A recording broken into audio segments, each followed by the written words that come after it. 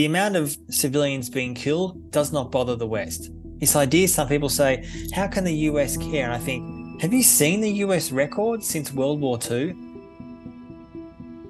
The countries they've supported, the wars they've launched themselves in Iraq and Afghanistan, potentially millions of civilians killed from Vietnam to today. Do you think the American establishment cares about killing civilians? They care about an ally potentially being perceived to lose. They don't want to be on the losing side.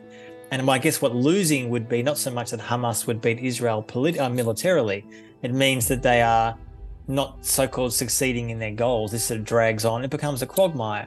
And in some ways, I'll say finally, it feels like the American and Israeli default these days is quagmires. That's what they do well. Israel and America haven't won a war in half a century. They can't win wars. Now, of course, those wars are immoral and illegal in the first place. I'm not saying it's good had they won Iraq or Afghanistan or Vietnam, but they're incapable of winning a war. They can cause carnage and they can occupy people and they can cause utter brutality. But there's no policy beyond quagmire. A quagmire is the policy. And that seems unbelievably grim and brutal. But I think if you see it like that and you recognize recent history and the current situation, you recognize that the West is basically, the West meaning the EU, the US and other states, including Australia, that are backing Israel almost uncritically.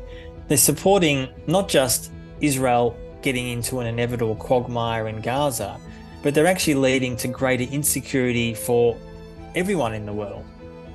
Insecurity for the global South and global North, but also for Jews as well. When the West thinks that they're supporting Israel to back Jews, they're actually doing the opposite.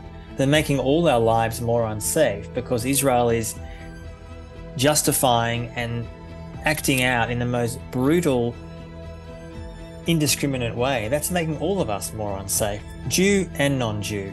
And I feel like unless the handbrake is put on, namely by civil society, this will keep on spiraling well out of control.